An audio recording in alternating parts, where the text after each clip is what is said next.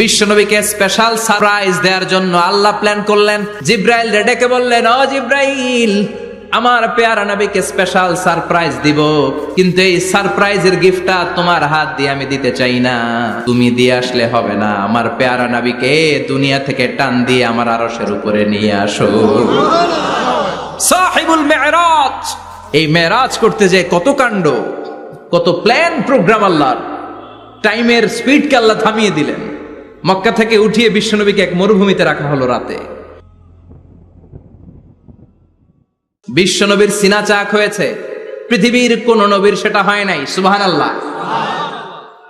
দুইবার হয়েছে এটা বিশ্বনবীর জীবনে।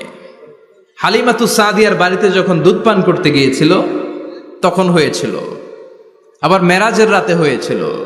উম্মে হানির ঘর থেকে চলে সাইয়েদনা জিব্রাইল বিশ্বনবীকে হাতিমে কাবায় শুইয়ে দিলেন। এরপর গলার নিচ থেকে শুরু করে নাভি পর্যন্ত বুকটা কেটে ফেললেন।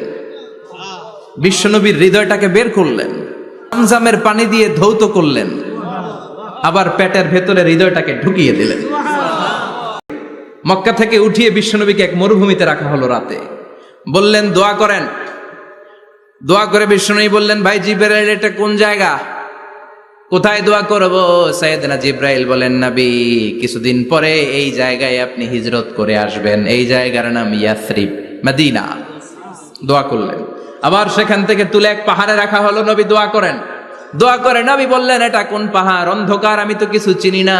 সাইয়েদনা জিব্রাইল বললেন, নবী, এটা সাধারণ পাহাড় নয়, এই পাহাড়ের কথা আল্লাহ কোরআনে বলেছেন, এই পাহাড়ের কসম আল্লাহ কোরআনে খেয়েছেন। এই পাহাড়টা হলো আপনার ভাই মুসার পাহাড়, তুর পাহাড়। তুর পাহাড়ে তিনি দোয়া করলেন। কত কিছু করে বিশ্বনবীকে আল্লাহর আরশে নিয়ে যাওয়া হলো। সাহিবুল মেরাজ। বিশ্বনবী ছাড়া আর কোন নবীর কি এরকম মেরাজ হয়েছে? সবাই বলেন হয়েছে। এরপর উনি হলেন সাহিবুস শাফা, শাফাতের মালিক। বিশ্বনবী ছাড়া কিয়ামতের ময়দানে কেউ আমাদের জন্য সুপারিশ করতে পারবে না। পাগল হয়ে যাব আমরা। সূর্যটা মাথার কাছে, ক্ষুধায় তৃষ্ণায় জিহ্বাটা কুকুরের মতো বের হয়ে ঝুলতে থাকবে। মাথার মগজগুলো গলে গলে নাকের ছিদ্র দিয়ে, কানের ছিদ্র দিয়ে বেয়ে বেয়ে পড়তে থাকবে। বাবা ছেলের দেখলে দিবে দৌড়, বলবে চিনি না, ইয়া নাফসি, আল্লাহ আমারে বাঁচাও, ঠিক কিনা? পীর সাহেব মুরিদ রে বলবে চিনি না, মুরিদ পীর সাহেব রে বলবে চিনি না, ভাই ভাই রে চিনবে না। সব নবী আর সব উম্মতের একটাই জিকির, ইয়া নাফসি, ইয়া নাফসি। নবীও জিকির করে ইয়া নাফসি, উম্মতও জিকির করে। সবাই সাইয়েদনা আদম রে ধরবে, সাইয়েদনা আদম বলবে আমি পারবো না। নূহের কাছে যাও, সাইয়েদনা নূহ বলবে পারবো না। ইব্রাহিমের কাছে যাও, সাইয়েদনা ইব্রাহিম বলবে পারবো না। মুসা আলাইহিস সালামের কাছে যাও, মুসা আলাইহিস সালাম বলবেন পারবো না। ঈসা আলাইহিস সালামের কাছে যাও, সাইয়েদনা ঈসা আলাইহিস সালাম বলে এত জায়গায় ঘুরে লাভ নাই, জায়গা মতো যাও মিয়া, জায়গা মতো যাও। মাকামে মাহমুদে বিশ্বনবীকে সেজদায় পড়ে থাকতে দেখবা। ওই নবী ছাড়া আজকের এই ভয়ঙ্কর আমাদের সবার বিপদের দিন, এই বিপদের দিনে আল্লাহর সামনে দাঁড়িয়ে কথা বলার মতো সাহস আজকে কারো নাই। বিশ্বনবী কাঁদতে থাকবেন, সেজদায় পড়ে কাঁদবেন। সবার জিকির ইয়া নাফসি, ইয়া নাফসি। বিশ্বনবীর জিকির ইয়া উম্মতি। কাঁদতে কাঁদতে নবী আমার বেহুশ। সবাই বিশ্বনবীর চারদিকে দাঁড়িয়ে থাকবে গোল হয়ে। আমার নবী মাকামে মাহমুদে সেজদায় পড়ে থাকবে। বিশ্বনবীর কান্না দেখে আল্লাহর সহ্য হবে না। আল্লাহ বলবে, না নবী, ইরফা রাসাক, মাথা উঠান, আর সইতে পারি না। সাল তুতা, এবার চান, কি লাগবে আপনার, সব দেব। ওয়াশফা তুশাফা, যার জন্য সুপারিশ করবেন তাকেই জান্নাত দিয়ে দেব।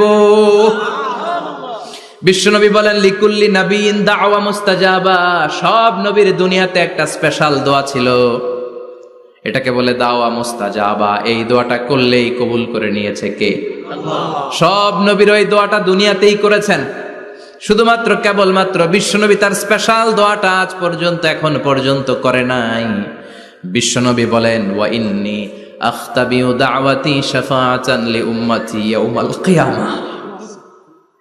আমি আমার দোয়াটা, আমি আমার স্পেশাল সাপ্লিকেশনটা কিয়ামতের দিন, কঠিন মুসিবতের কালে তোমরা যখন বিপদে পড়ে যাবা, আমার স্পেশাল দোয়াটা ওই দিন করে আমি তোমাদের সুপারিশ করে জান্নাতে পাঠায়া দেব।